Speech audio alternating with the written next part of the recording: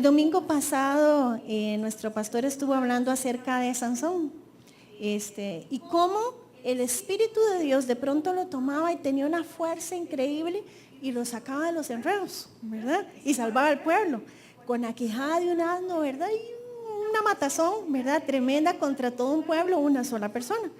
Entonces, pensando en ese poder de Dios que puede trabajar con nosotros, es que estuvimos orando toda la semana. Soy muy curiosa, entonces me encanta ver todo el contexto y me puse a estudiar no solo el tema de Sansón, que era un juez de Israel, sino ver también todo el contexto de esa temporada, de los jueces, por qué existían y todo. Y es de lo que quiero compartirles a ustedes. La enseñanza le puse por nombre caudillos, por si quiere apuntar ahí el nombre, caudillos, que es un líder que surge, ¿verdad? Y esos eran los jueces en el libro de jueces de la Biblia. Y para ponernos en contexto, cuando Dios sacó a Israel de Egipto, pasaron por el desierto, fueron con Josué a la tierra de Canaán, ¿verdad? Ya muere Josué y entre Josué y la llegada del rey Saúl, ¿verdad? Fueron muchísimos años donde ellos estuvieron en esas guerras por tomar el terreno, ¿verdad? Por establecerse, y estamos hablando de muchos años. Ahí no había rey y ya había muerto Josué.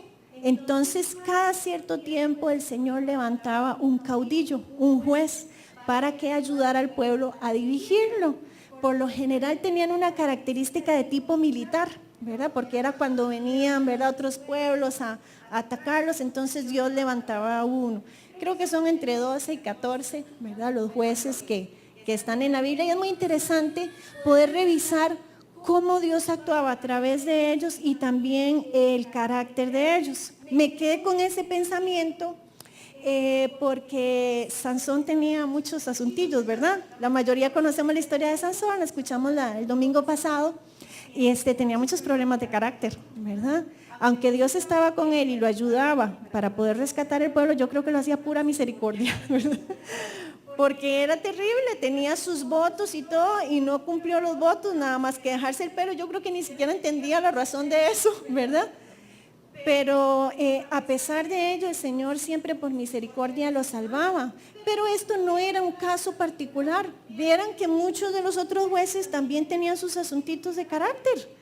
Entonces es lo que me gustaría que estudiáramos nosotros. Y es que había un problema fundamental en el pueblo de Israel durante toda esa temporada. Vamos a Jueces 2:10.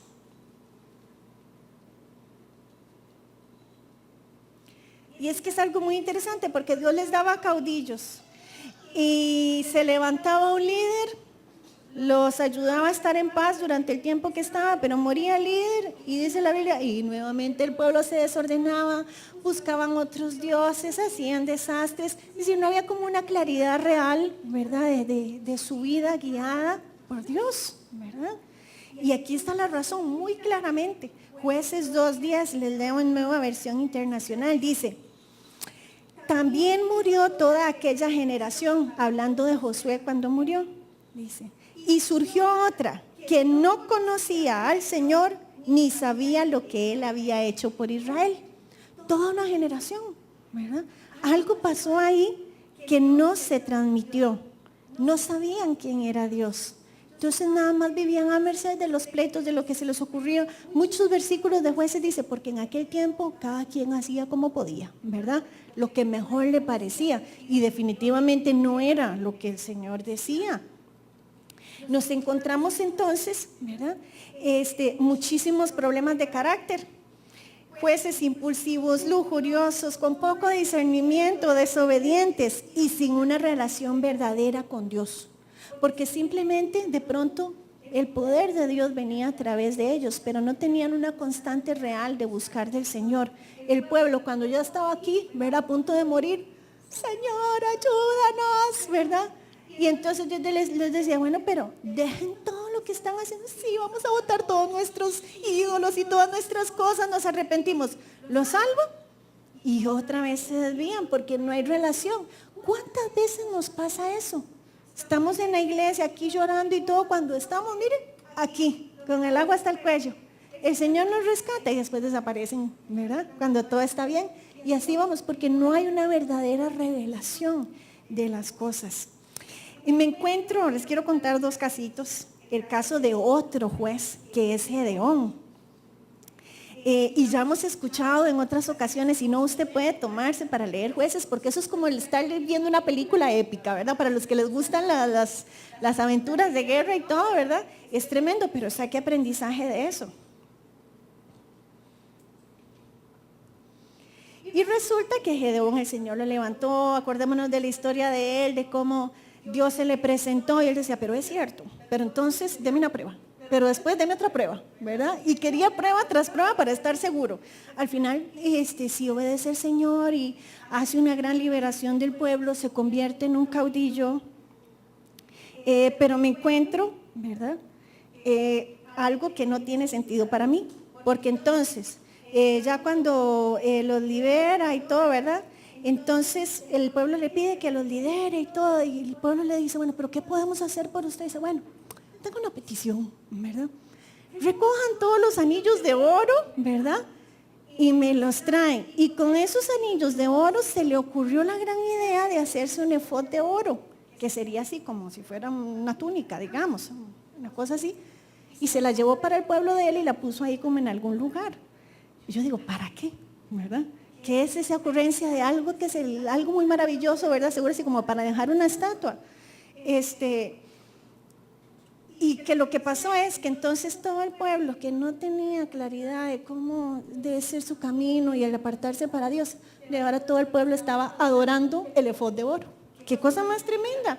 Eso está en Jueces 8, 22 al 27, ¿verdad?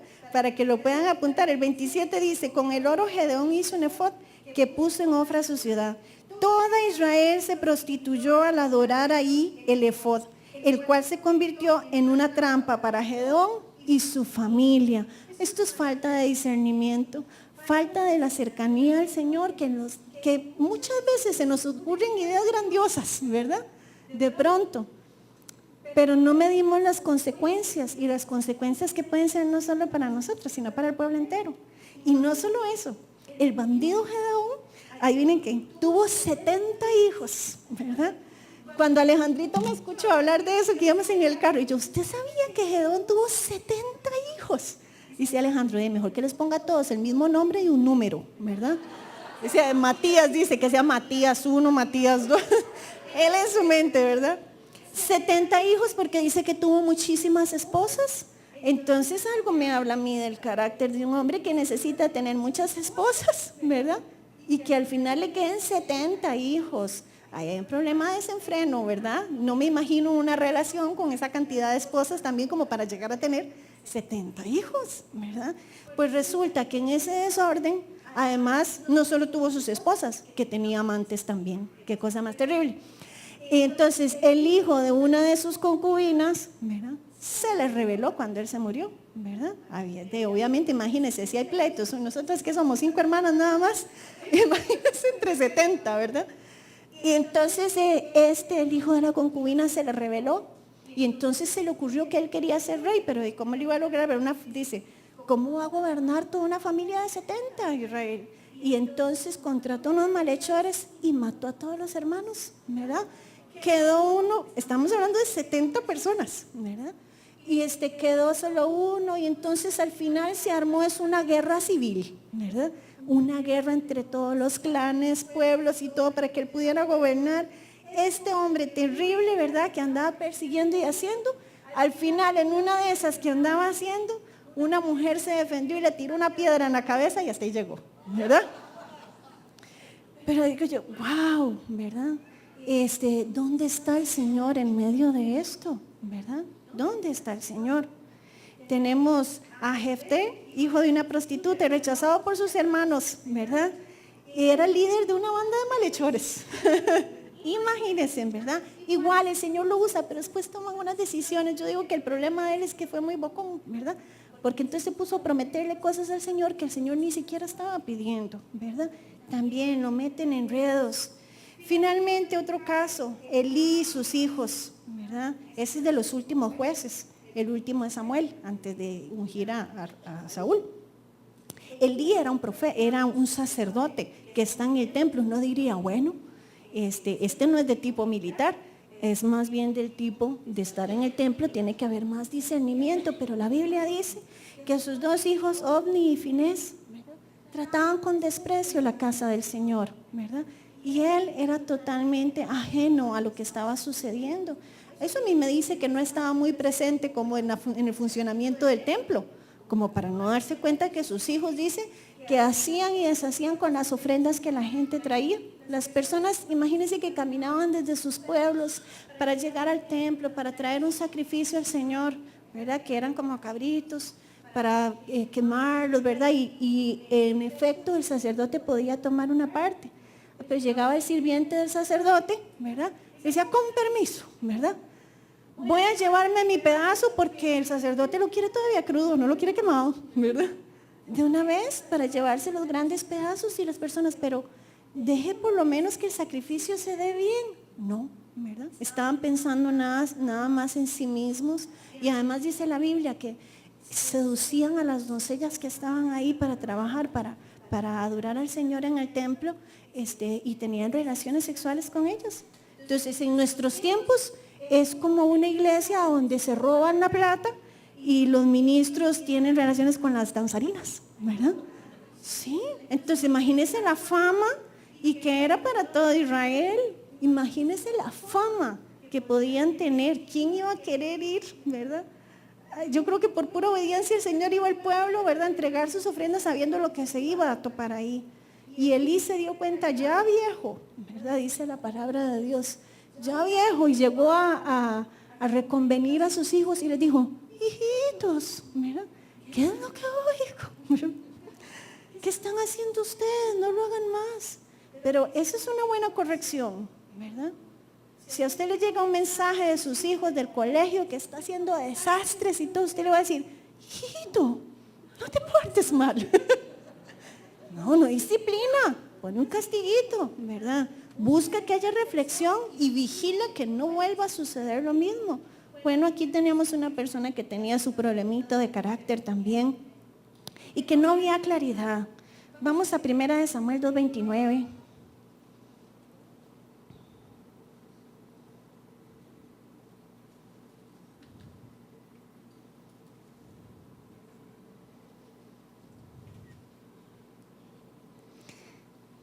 Y es un profeta que tuvo que venir a hablar con el profeta, hasta que da pena ajena. Tuvo que venir a hablar con el profeta de parte de Dios. Y lo que le dice a Dios a Elí es, ¿por qué pues tratan ustedes con tanto desprecio los sacrificios y ofrendas que yo he ordenado que me traigan? ¿Por qué honras a tus hijos más que a mí y los engordas con lo mejor de todas las ofrendas de mi pueblo Israel? Necesitamos escuchar la voz de Dios. Así como el pueblo se iba con los ídolos, ¿verdad? Los mismos caudillos no tenían claridad del temor de Dios y de darle su lugar. 1 Samuel 3:1 dice que en esos tiempos, ¿verdad?, los mensajes del Señor eran escasos, dice. Y en el tiempo en que Samuel comenzó a estar en el templo, eran muy escasos las visiones. Yo de todo esto, ¿verdad?, todas estas violaciones, muertes, desenfreno, ira, guerras constantes entre todos, saco aprendizaje. Aprendizaje para nuestros tiempos, que nosotros tenemos que tener claridad para no cometer los mismos errores. Después de todos estos jueces, sí surgió uno, que es Samuel, que sí caminaba con Dios. Ayer escuchaba una prédica y decía, estar en oración es estar coordinado con Dios también. Si yo voy caminando adelante y el otro va atrás, ¿cómo se puede hablar? ¿Verdad? Y a veces hacemos eso. Queremos nosotros hacer todo lo que queremos y no vemos si Dios va caminando a la par de nosotros. Si Dios se detiene, ¿usted qué tiene que hacer? Detenerse, ¿verdad? Si Él va caminando, yo voy a la par de Él. Alguien que escuche la voz de Dios. Eso sí lo hizo Samuel, ¿verdad? Es decir, sí se puede. Entonces saco aprendizaje y saco 4 puntitos que me gustaría que ustedes anoten de todo esto. Porque no me parece algo como de los tiempos antiguos. Porque si nosotros sacamos estas historias y las ponemos en el mundo actual, siguen existiendo los mismos errores en los servidores del Señor. Y tenemos que estar listos para nosotros poder ser personas, ¿verdad? Servidores útiles al Señor. Amén. Punto número 1 dice, un mal sacerdocio afecta a la comunidad, la familia, la congregación, el país. Un mal sacerdocio. Dios deja de hablar y nosotros dejamos de escuchar, ¿verdad? Porque Él nos va guiando, pero si no queremos escuchar, ¿cómo nos va a poder guiar? Si neciamente queremos estar caminando de la forma en que nosotros queremos, ¿verdad? Él también es un caballero, ¿verdad? Entonces tenemos que tener mucho cuidado porque no solo nos afectamos nosotros mismos, sino que afectamos a todos los que están a nuestro alrededor. Un mal sacerdocio suyo en su familia puede malograr la fe de sus hijos, puede malograr la fe de su esposa, de su esposo, ¿verdad? Un mal testimonio suyo en su trabajo malogra la fe de los que están alrededor, los que no conocen. Necesitamos tener ese cuidado. Y los que servimos al Señor, aún más tenemos que cuidar, porque podemos afectar. Así como tenemos la capacidad de afectar positivamente, también tenemos la capacidad para hacer desórdenes, como sucedía en ese tiempo. Punto número 2. Dice, el mayor reto nuestro no es realizar lo que se nos encomienda, sino realizarlo con la mejor actitud y entereza de carácter. Eso significa que debemos aprender a vivir en humildad, en compromiso, con revelación y con obediencia, entendiendo nuestro lugar y lo que el Señor nos ha puesto a hacer. Quien entiende su posición como jefe de familia, como sacerdote de su casa, va a tenerlo siempre pendiente en todo lo que haga, pero tiene que haber esa claridad. Vamos a 2 de Timoteo 2:19. El punto. Dice, el mayor reto nuestro no es realizar lo que se nos encomienda, sino realizarlo con la mejor actitud y entereza de carácter. Porque usted puede servir al Señor y decir, tengo 5 años de estar trabajando aquí en la iglesia como diácono, pero ¿ha tenido la mejor actitud? ¿O ha hecho un montón de enredos? Nosotros aquí en el equipo de alabanza hemos tenido muchos casos, ¿verdad, Gus? Muchos casos que decimos, bueno, sí, es un músico, es una cantante, ¿verdad? Estoy hablando de tiempos muy viejos. Están, vienen, pero son unos enredos, ¿verdad? Unos intrigas y cosas. Entonces, no es solo estar donde el Señor nos ha llamado, sino hacerlo de la mejor manera. Y lo más importante para mí de estos valores es la humildad. Cuando yo me sé ubicar y entiendo la importancia de todo, ya no importa yo. Como dice la canción, ya no vivo yo, vive Cristo en mí, ¿verdad? Que yo quiero ser luz para los demás. Dice 2 de Timoteo 2:19 y 20. A pesar de todo, el fundamento de Dios es sólido y se mantiene firme, pues está sellado con esta inscripción: el Señor conoce a los suyos. Y esta otra, que se aparte de la maldad todo el que invoca el nombre del Señor. En medio de esta generación, en medio de todo lo que sucede, tanto en el mundo como en el ámbito cristiano, tenemos que levantarnos y entendernos, ¿verdad? Como personas que Dios nos conoce y que además tenemos que apartarnos de maldad.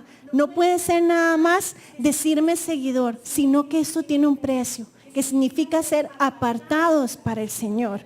El Señor a usted lo conoce, Él conoce todo y Él ha puesto en cada uno de nosotros una misión, un propósito específico y un propósito general. Usted no puede decir que no tiene propósito o que no sabe, porque ya está en la palabra de Dios lo que nosotros tenemos que hacer.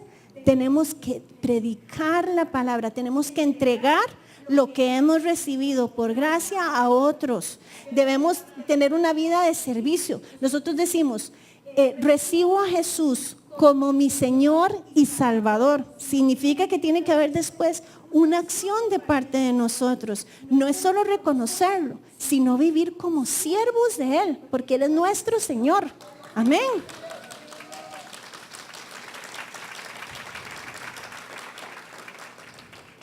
Dice el 20, en una casa grande no solo hay vasos de oro y de plata, sino también de madera y de barro, unos para los usos más nobles, otros para los usos más bajos. Si alguien se mantiene limpio, llegará a ser un vaso noble, santificado y útil para el Señor y preparado para toda buena obra. ¿Usted quién quiere ser? Yo quiero ser de los que el Señor diga, voy a mandarla a ella, ¿verdad? Voy a ponerla a ella, ¿verdad? Pero tengo que estar siempre preparada y siempre lista para esos retos que el Señor nos ponga. Tiene que haber una fe de parte de nosotros para también poder creer eso. Punto número 3. Antes se dependía de una sola persona. Imaginemos el pueblo de Israel. Yo más o menos hago números y me parece que era un pueblo como entre 1,5 millones y 2 millones de personas. Más o menos, ¿verdad? Un caudillo, ¿verdad? Una persona a través de la cual Dios hablaba para todo un pueblo nada más. Y en muchos casos, medio dificilillo, ¿verdad? Y con enredos. Ahora en nuestros tiempos, gracias al sacrificio de Jesús en la cruz, se abrió un espacio. Y Él dejó su Espíritu Santo para que esté ¿en quién? En cada uno de nosotros. En esos tiempos el Espíritu tomaba de manera temporal a una persona para hacer algo, ¿verdad? Para librar el pueblo, para hablar en algún momento. En estos tiempos el Espíritu de Dios está con usted siempre y está en usted. Está listo para que de usted salga ese poder, pero tiene que haber fe de parte de nosotros también. Imagínese si una persona podía dirigir todo un pueblo, lo que puede suceder en nuestro país también, de 4 millones de personas, pero donde el Espíritu de Dios está en todos nosotros. Solo nosotros podemos hacer una gran revolución en nuestro país. ¿Usted lo cree? Uno de los jueces dice ahí que con una vara para arriar ganado, ¿verdad? Se echó a todo un ejército, ¿verdad? Entonces imagínese usted, así como que se pare Eric, ¿verdad? Con una varilla, ¿verdad? ¿Verdad? A todo el mundo. Veámoslo desde el punto de vista espiritual, ¿verdad? La guerra que cada uno puede hacer, pero requiere fe de parte de nosotros. Que agarró la varilla tuvo que tener fe, tuvo un impulso por agarrar la varilla y tuvo un celo de Dios, ¿verdad? Y el poder vino, pero él tuvo que comenzar a arriar, ¿verdad? Entonces tiene que haber fe de parte de nosotros también y ese apartarnos, ese comenzar a accionar para que entonces el poder de Dios comience a fluir a través de nosotros. Segunda de Timoteo 1.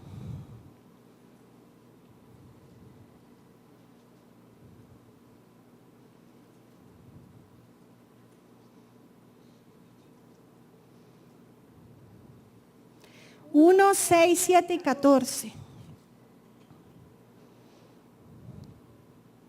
Dice así: por eso te recomiendo que avives la llama del don de Dios que recibiste cuando te impuse las manos.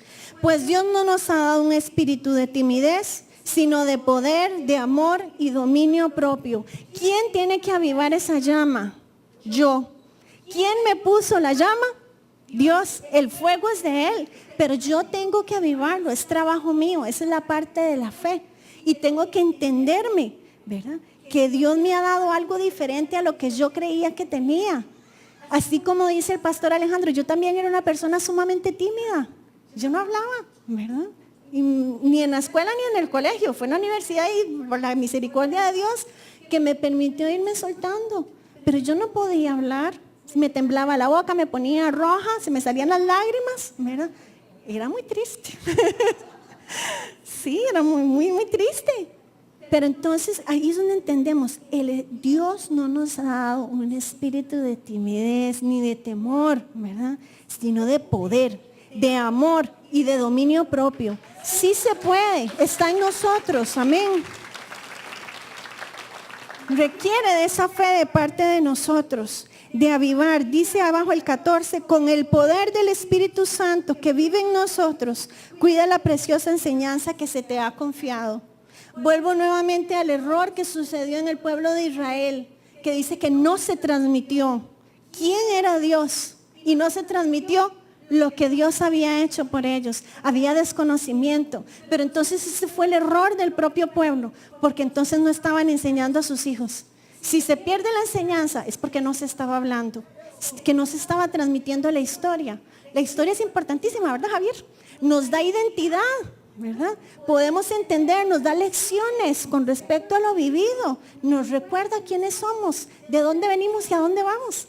Es muy importante poder estar en esa transmisión.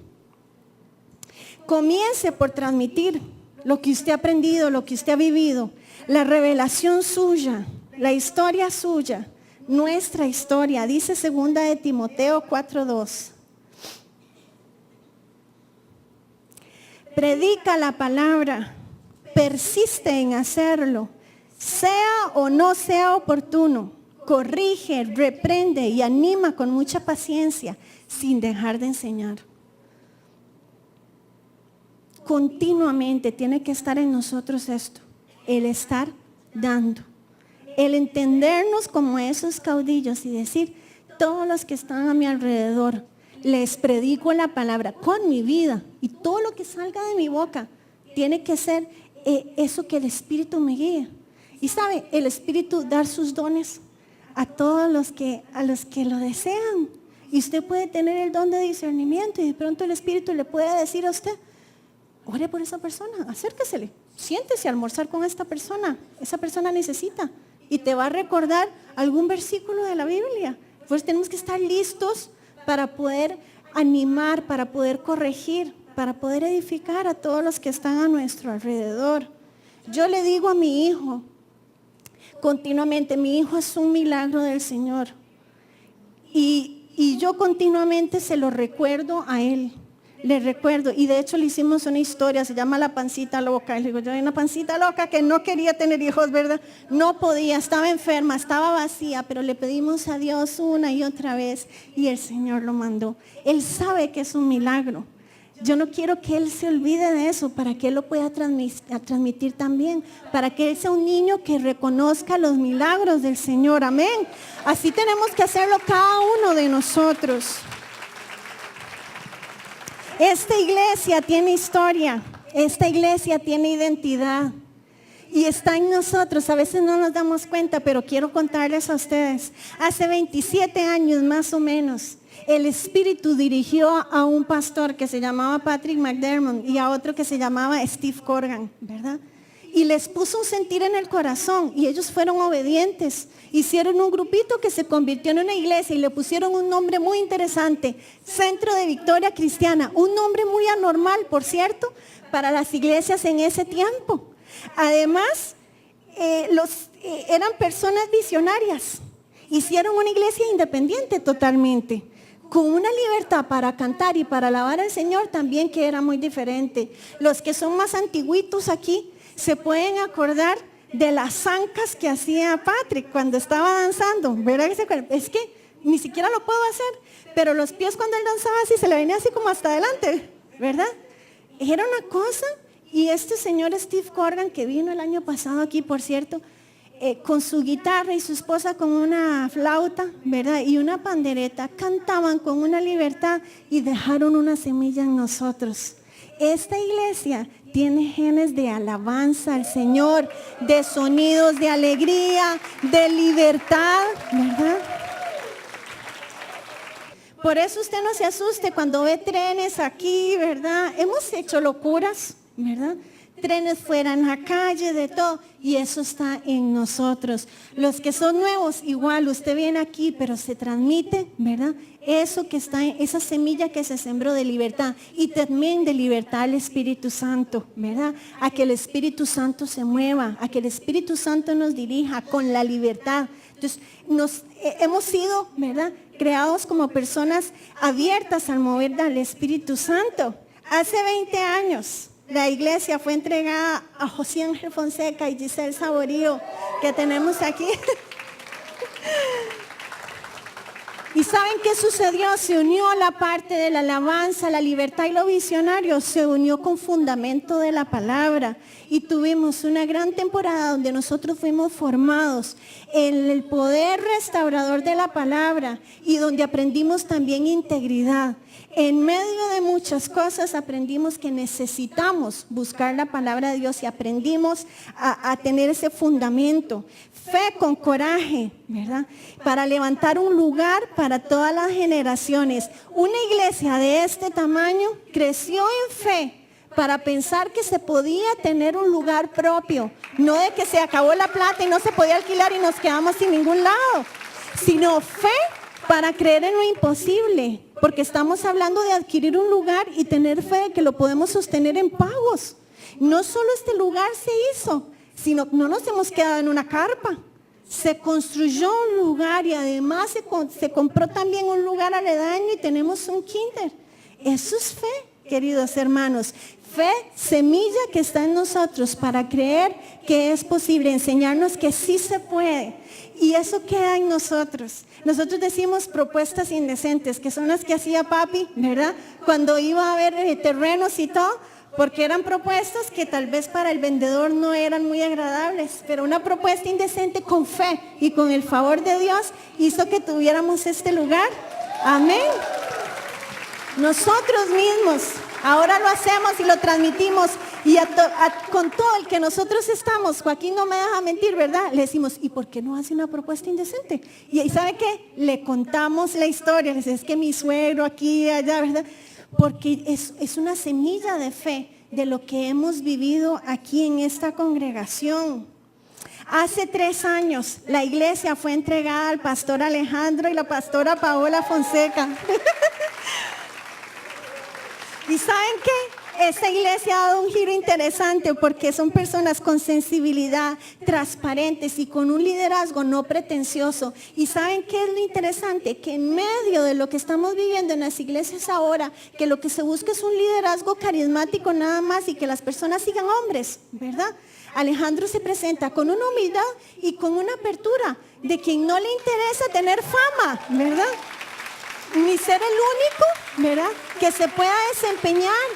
Si muchas veces lo dice, ¿verdad? Si alguien enseña mejor, que pase, ¿verdad? Y con un liderazgo de amor, inclusive, así como pasa diciendo que la iglesia, el poder de la iglesia, es la iglesia misma. Nos está llamando a todos a levantarnos y accionar. No es un hombre que jala esta iglesia, sino que somos todos nosotros bajo el poder del Espíritu Santo. Así que es tiempo de actuar espiritualmente. Es tiempo de acercarnos a Él y dejarnos usar. Déjese usar porque en usted también está el poder del Espíritu Santo, pero usted tiene que permitirlo, ¿verdad? Encienda el fuego del don de Dios que está en usted, en cada uno de nosotros. Caleb, encienda el fuego del don de Dios que está en usted, porque está algo en su corazón, ¿verdad? Pero es el momento de poder hacerlo, cada uno.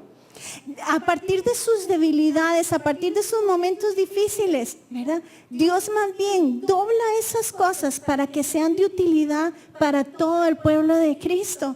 ¿Dónde está Juan José? No sé. ¿Está por aquí? Juancho que está ahí. Muchas veces se lo he dicho, pero este es un ejemplo de una persona que cae y se levanta. Cae y se levanta. Y esa es la lucha del carácter, ¿verdad? Entonces, usted es un caudillo.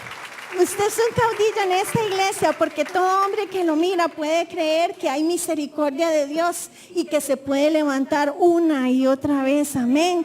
Erika es otra caudilla. Póngase de pie, Machita, también. Es un caudillo en esta iglesia, ¿verdad? Es un caudillo en esta iglesia porque hay pureza en su corazón y a pesar de todas las experiencias de vida, sigue la pureza para alabarle al Señor con dulzura. Se puede seguir adelante. Podemos seguir hablándole a la vida de los demás. Rebeca, póngase de pie. Rebeca, muchas veces el Señor me ha puesto en oración en usted, ¿verdad? Que usted es luz en su hogar. Y con esa firmeza de carácter, no es mal carácter, es firmeza de carácter para sostener la familia, para rescatar a su familia entera. Amén. Y así cada uno de nosotros nos ha puesto algo. Chino es un ejemplo de milagros del Señor, de pararse firme y que su familia sea rescatada. Así que no crea que esto es una cuestión de unos cuantos. Así cada uno tiene historia de cómo el Señor los trajo aquí. Los restauró, ¿verdad, Mauricio y Shirley? Los restauró. ¿Y los restauró para qué? Para servirle a Él, para estar en acción. Pero depende de nosotros mismos. El que nos dejemos de excusas, que nos dejemos de culpas o el momento de vida que estoy viviendo, el Señor nos va a respaldar. Respaldaba a los que ni siquiera estaban muy bien parados, no va a respaldar a los que tienen relación con Él. El Espíritu está listo, ¿verdad? El Espíritu está dispuesto en su vida. No diga quién soy yo, ¿verdad? Sino diga, Señor, aquí estoy, listo para hacer lo que tú quieres que haga. No importa si soy mayor, ¿verdad? El Señor tiene muchas cosas que hacer en cada uno. Así que dejémonos usar por Él. Amén. Bueno, pongámonos de pie. ¿Quién es un caudillo en esta iglesia? Pongámonos de pie. Y pidamos al Señor. Más bien demostrémosle al Señor esa disposición que tenemos, ¿verdad? Esa disposición para servirle a Él, porque hay tantas cosas que el Señor quiere hacer con nosotros, tantas cosas. Cuando yo escuchaba la historia de Sansón, yo decía, ¿y qué hubiera pasado? ¿Qué hubiera pasado si este hombre de verdad estuviera entregado al Señor? Entonces, cada uno de ustedes tiene la potestad para arrasar a nivel espiritual. Nada más tiene que permitirlo. Así que necesitamos entregarnos a Él. Le pido al pastor que pase aquí adelante. Que me ayude antes de que me caiga aquí. Para que podamos entregarnos al Señor y con mucho temor lo digo, pero desde la mañana el Señor me puso 2 personas para orar. Y yo le dije al Señor, bueno, si esas 2 personas, vamos a ver si vienen es tuyo, ¿verdad?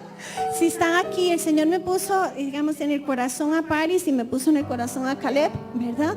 Y la palabra que me puso es, aviva el fuego del don de Dios que está en usted, porque ustedes son personas que están para explotar, ¿verdad? Para explotar, ¿verdad? Con mucho poder de Dios. Entonces, me gustaría que usted ore por ellos también. Si pueden pasar.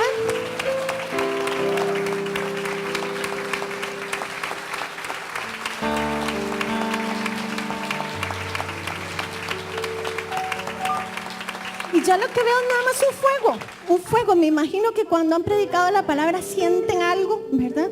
Y ese es el fuego que el Señor quiere mover en sus vidas, pero fuego que quema todas las otras cosas y fuego que hace que se ubiquen las cosas y que ustedes realmente puedan ser esas como espadas, ¿verdad? Para ejercer lo que el Señor quiera que se ejerza. Gloria a Dios. Vamos a terminar este tiempo y este mensaje es para cada uno de nosotros. Creo que podemos hacer un espacio. Yo quiero que todos, absolutamente todos, si es posible, puedan pasar adelante. Podemos decirle al Señor, aquí estamos. No se quede en su silla, por favor. Gracias. Cierre sus ojos y en medio de sus luchas, de quizás este mensaje dígase, yo he sido así, pero Dios una y otra vez hace llamados hermosos para que podamos compartir, para que podamos creer de que en Él todas las cosas nos son posibles. Amén. Venga por acá, no se me quede allá, venga. Gracias. Venga por acá, no se me quede allá. Venga por acá. Gracias. Gracias. Escuchen este canto y cierre sus ojos, por favor.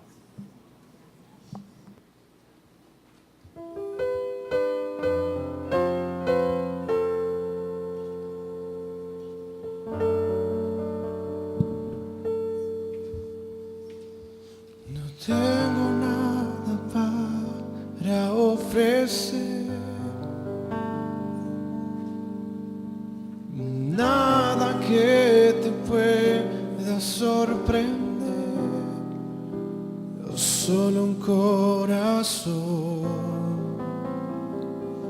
quebrantado una y otra vez.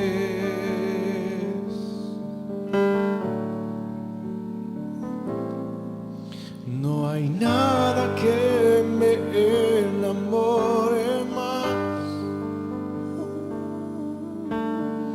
nada que me apasione más, solo tu presencia, solo tu mirada me hace suspirar.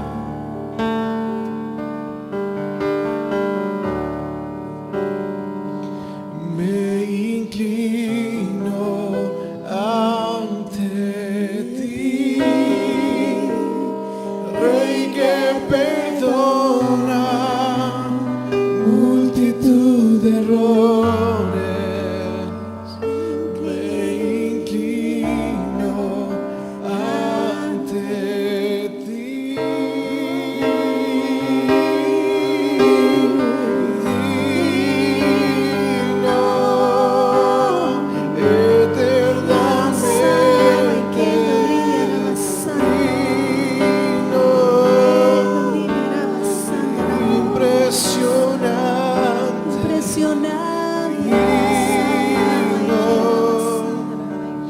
Solo ante ti yo me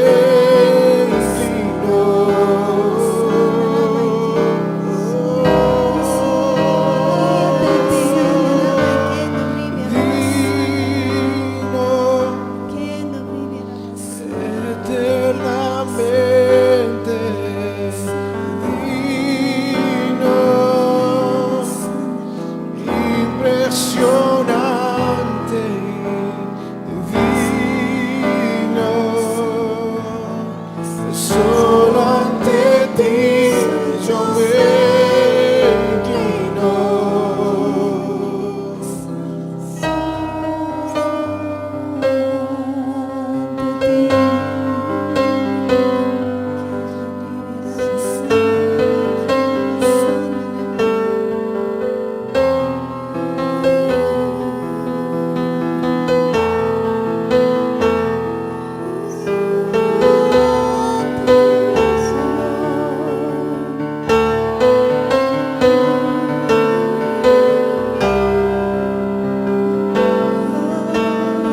me inclino.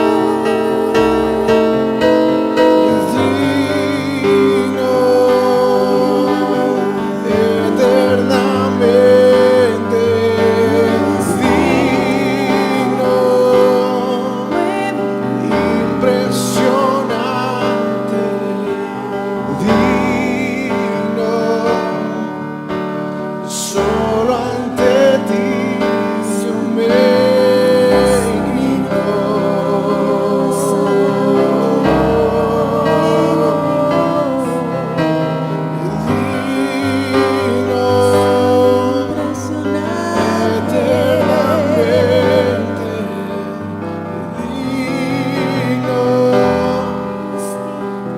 impresionante,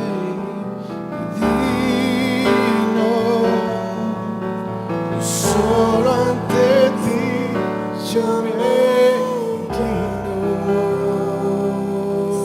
Levante sus manos. Gracias. Para aquí está tu pueblo, Señor. Buscando a aquel Dios que está vivo. Y pedimos que tú avives el fuego, Señor.